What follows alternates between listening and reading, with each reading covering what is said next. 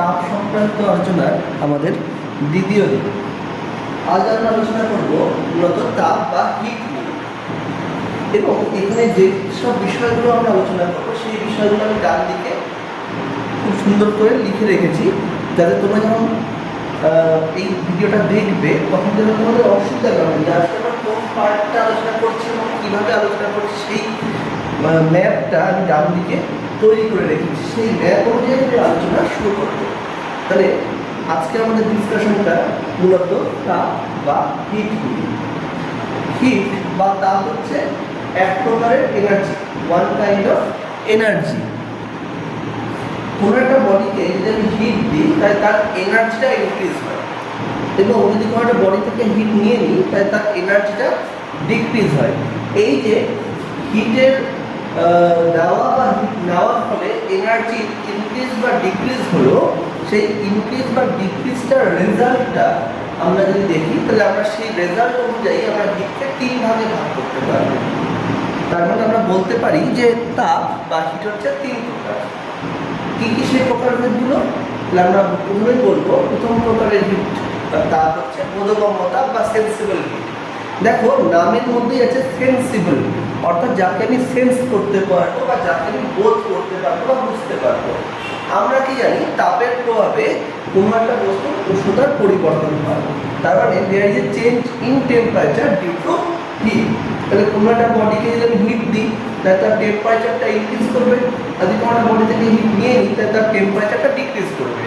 তাহলে যে হিটের জন্য বা যে তাপের জন্য কোনো একটা বডি বা কোনো একটা বস্তুর স্টেট বা অবস্থা আনচেঞ্জ থাকবে, তার কোনো চেঞ্জ হবে না, কিন্তু তার উষ্ণতা বা টেম্পারেচারে চেঞ্জ হবে, তাকে আমরা বলছি বোধগম্য তাপ বা সেন্সিবল হিট।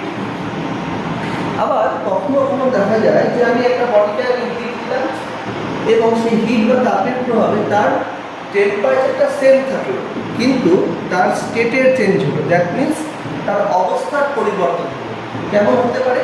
কোনো একটা সলিড বা কঠিন বস্তু আছে, তাকে আমি হিট দিলাম, দেখা যাচ্ছে সেই সলিড বা কঠিন বস্তুটা সেই হিট নেওয়ার ফলে তার অবস্থা চেঞ্জ হয়ে গেল এবং সে তরলে কনভার্ট হয়ে গেল। তার মানে সলিড বডি কনভার্ট হয়ে গেল লিকুইডে। তাহলে যে সলিড থেকে লিকুইডে যে কনভার্সন হলো, সেই কনভার্সনের মধ্যে যদি টেম্পারেচারটা চেঞ্জ না হয়, অর্থাৎ টেম্পারেচার যদি আনচেঞ্জ থাকে এবং যদি স্টেটের চেঞ্জ হয় অর্থাৎ অবস্থার চেঞ্জ হয়, তখন তাকে আমরা বলবো লিন তাপ বা ল্যাটেন্ট হিট। তাহলে কোন কোন ক্ষেত্রে লিন তাপ বা ল্যাটেন্ট হিট দেখা যেতে পারে? যখন কোনো একটা বস্তু তার সলিড ফর্ম থেকে লিকুইড ফর্মে কনভার্ট হবে বা লিকুইড ফর্ম থেকে সলিড ফর্মে কনভার্ট হবে, অথবা কোনো একটা লিকুইড বস্তু বা তরল বস্তু যখন গ্যাসিয়াস ফর্মে চলে যাবে বা গ্যাসিয়াস ফর্ম থেকে লিকুইড ফর্মে যাবে, সেই সব ক্ষেত্রে কিন্তু লিন তাপটা কার্যকর হবে। একটা জিনিস অবশ্যই মাথায় রাখতে হবে, লিন তাপ যখনই আমি ক্যালকুলেট করবো বা হিসেব করবো, ঠিক সেই সময় কিন্তু আমাকে সেই কন্ডিশনটাই নিতে হবে যে কন্ডিশনের টেম্পারেচারে চেঞ্জ হবে না, শুধুমাত্র স্টেটের বা অবস্থার চেঞ্জ হবে, সেই জায়গার তাপটাকেই বলবো কিন্তু লিন তাপ বা ল্যাটেন্ট হিট। এই দুই প্রকারের তাপ ছাড়াও দেখা যায় কখনো কখনো উষ্ণ বস্তু বা হট বডি থেকে উইদাউট এনি মিডিয়াম বা মাধ্যমকে কোনো রকম বিঘ্নিত না করে বা ডিস্টার্ব না করেই দেখা যায় অনেক সময় হট বডি থেকে কোল্ড বডিতে হিট সঞ্চারিত হচ্ছে বা ট্রান্সফার হচ্ছে। এই যে হিটের যে ফ্লো হচ্ছে from hot body to cold body without disturbing the medium, তাকে আমরা বলছি, সেই ধরনের তাপকে আমরা বলছি বিকিরণ তাপ বা রেডিয়েন্ট হিট। এই বিকিরণ তাপ বা রেডিয়েন্ট হিট কিন্তু সাধারণত বিকিরণ বা রেডিয়েশন পদ্ধতিকে ফলো করে। এবার প্রশ্ন হচ্ছে সেই বিকিরণ তাপটা আমি দেখি কোথায়? তোমরা দেখতে পাবে যে সূর্য থেকে পৃথিবীতে যে হিটটা আসছে, দ্যাট মিনস সান থেকে আর্থে যে হিটটা আসছে সেখানটায় কিন্তু মাঝখানে কোনো মিডিয়াম নেই।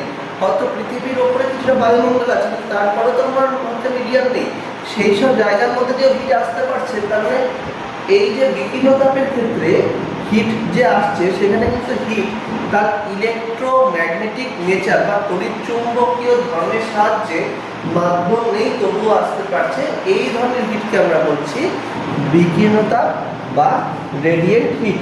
এবং বিকিরণতা কিন্তু সবসময় উষ্ণ বস্তু থেকে শীতল বস্তুতেই যাবে এবং মাঝখানের মাধ্যম বা মিডিয়ামকেও কোনোভাবে ডিস্টার্ব করবে না বা তার সঙ্গে কোনো ইন্টারাকশন ও করবে না। তাহলে আমরা দেখলাম যে হিট তিন প্রকার, সেন্সেবল হিট, ল্যাটেন্ট হিট এবং রেডিয়েন্ট হিট। এরপরে আমরা করব যে হিটটা মেজারমেন্ট করব কিভাবে। আমরা হিটের যে মেজারমেন্টটা যে টপিকের মধ্যে করবো তাকে আমরা বলছি ক্যালোরিমেট্রি। দ্যাট মিনস ক্যালোরি এটা হচ্ছে একটা হিটের ইউনিট এবং মেট্রি হচ্ছে মানে হচ্ছে মেজারমেন্ট। তাহলে মেজারমেন্ট অফ হিটকে আমরা বলছি ক্যালোরিমেট্রি, যেটা হচ্ছে আজকে আমাদের মূল আলোচ্য বিষয়। এখন যখনই কোনো একটা কোয়ান্টিটি বা রাশিকে মাপবো বা মেজারমেন্ট করবো তখনই প্রথম যে কথাটা আসে তার ইউনিট কি হবে, দ্যাট মিনস তাকে আমি মেজারমেন্টটা করবো কীভাবে। তাহলে সেই ইউনিটগুলো জানতে গেলে আগে জানতে হবে যে কতগুলো ডেফিনেশন। যেমন ক্যালোরি, ক্যালোরি হচ্ছে হিটের একটা ইউনিট। তাহলে কাকে আমরা ক্যালোরি বলবো? এই যে ক্যালোরির যে ডেফিনেশনটা, সেই ডেফিনেশনটা এরকম যে 1 গ্রাম বিশুদ্ধ জলের উষ্ণতা 1 ডিগ্রি সেলসিয়াস বৃদ্ধি করতে যে পরিমাণ তাপের প্রয়োজন হয় তাকে আমরা বলছি 1 ক্যালোরি। তার মানে তুমি 1 গ্রাম পিওর ওয়াটার নিলে তার টেম্পারেচার 1 ডিগ্রি সেলসিয়াস ইনক্রিজ করলে এবং তার জন্য তোমার যে অ্যামাউন্টের হিটটা লাগলো তাকে আমরা বলছি তার 1 ক্যালোরি হিট। তাহলে 1 ক্যালোরি যদি ডেফিনেশন বলতে হয় তাহলে আমরা কি বলবো? The amount of heat required to increase the temperature of 1 gram of pure water by 1 degree Celsius is called 1 calorie। তার মানে 1 গ্রাম বিশুদ্ধ জল তার উষ্ণতা 1 ডিগ্রি সেলসিয়াস ইনক্রিজ করব, এর জন্য যে পরিমাণ তাপ লাগবে তাকে আমরা বলছি 1 ক্যালোরি বা 1 ক্যালোরি তাপ। এখন এই যে 1 ক্যালোরি তাপ বললাম, সেই 1 ক্যালোরি তাপের ডেফিনেশনে একটা ছোট্ট এরর থেকে গেছে। আমরা বললাম 1 গ্রাম বিশুদ্ধ জলের উষ্ণতা বা টেম্পারেচার 1 ডিগ্রি সেলসিয়াস ইনক্রিজ করেছি। এবার জল বা ওয়াটার যদি দেখি তাহলে আমরা জানি যে ওয়াটারের মূলত 3টে ফর্ম থাকে। একটা হচ্ছে সলিড, একটা লিকুইড আর একটা গ্যাস। মাথায় রাখতে হবে 0 থেকে 100 ডিগ্রি সেলসিয়াসের মধ্যে আমরা লিকুইড ফর্মটা দেখতে পাবো এবং লেস দেন 0 ডিগ্রিতে ও সলিড হয়ে যাবে এবং গ্রেটার দেন 100 ডিগ্রি সেলসিয়াসে ও কিন্তু গ্যাস হয়ে যাবে।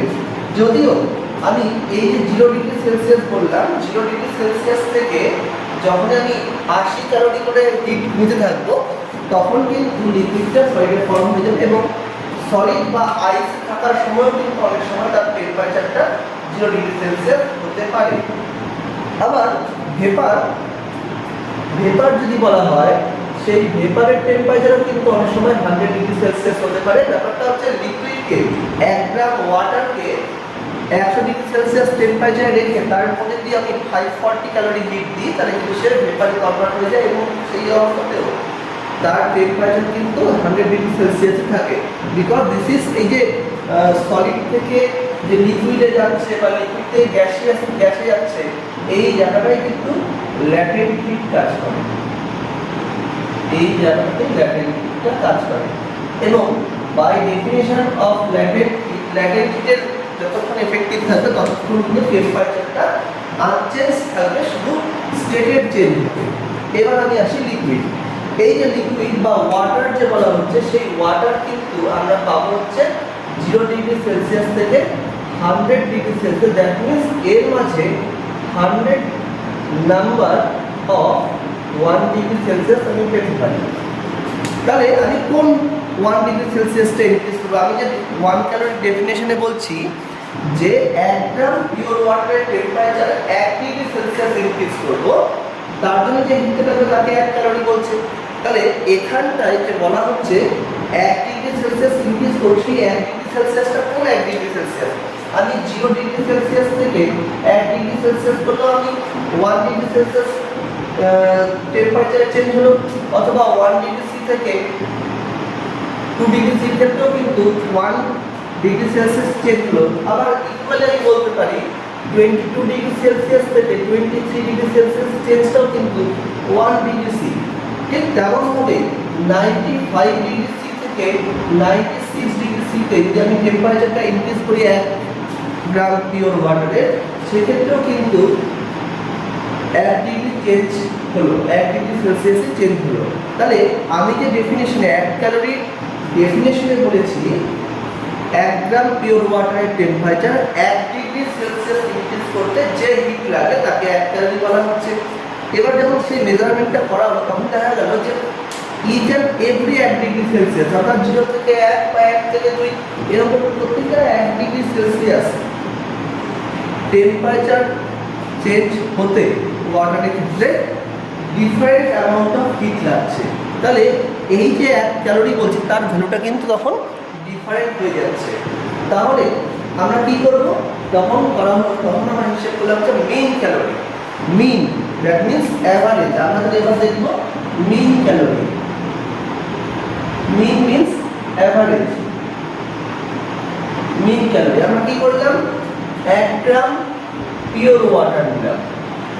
এই 1 গ্রাম পিওর ওয়াটারের টেম্পারেচার 0 ডিগ্রি সি থেকে ইনক্রিজ করলাম 100 ডিগ্রি সি। দ্যাট মিনস এখানটায় 100 নাম্বার অফ 1 ডিগ্রি সি হলো। এবার কি করলাম? এখানটায় যে হিটটা পেলাম সেই হিটটাকে ডিভাইড করলাম 100 দিয়ে। ওয়াই 100? এখানে 100 ফ্যাক্টরটা কেন আসলো? কারণ 100 নাম্বার অফ 1 ডিগ্রি সেলসিয়াস ছিল। তাহলে 100টা 1 ডিগ্রি সেলসিয়াস ইনক্রিজ করতে যে হিট লেগেছে তাকে আমি ডিভাইড করলাম 100 দিয়ে।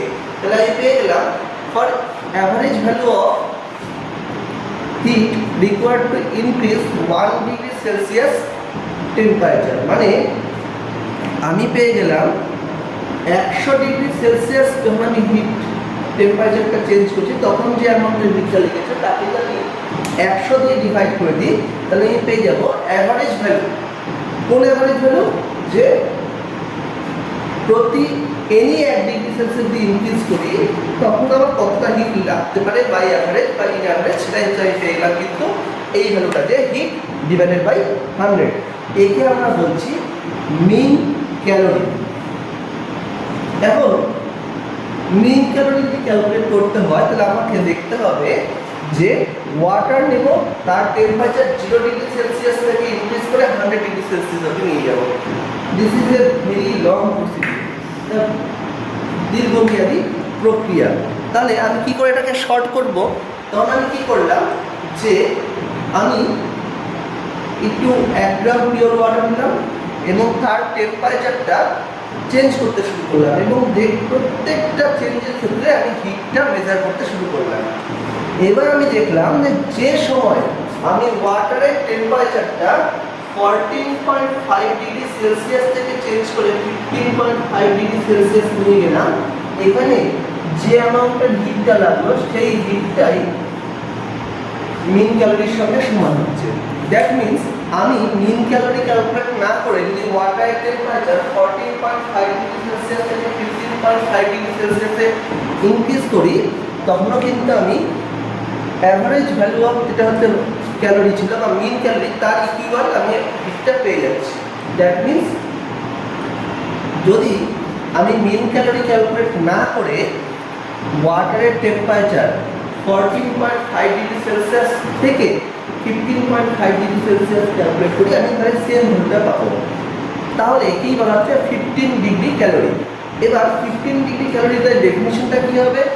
1 গ্রাম পিওর ওয়াটারের টেম্পারেচার যদি 14.5 ডিগ্রি সেলসিয়াস থেকে চেঞ্জ করে 15.5 ডিগ্রি সেলসিয়াস করা হয় তাহলে যে অ্যামাউন্টের হিট লাগবে আমরা তাকেই বলছি 15 ক্যালোরি বা 15 ডিগ্রি ক্যালোরি।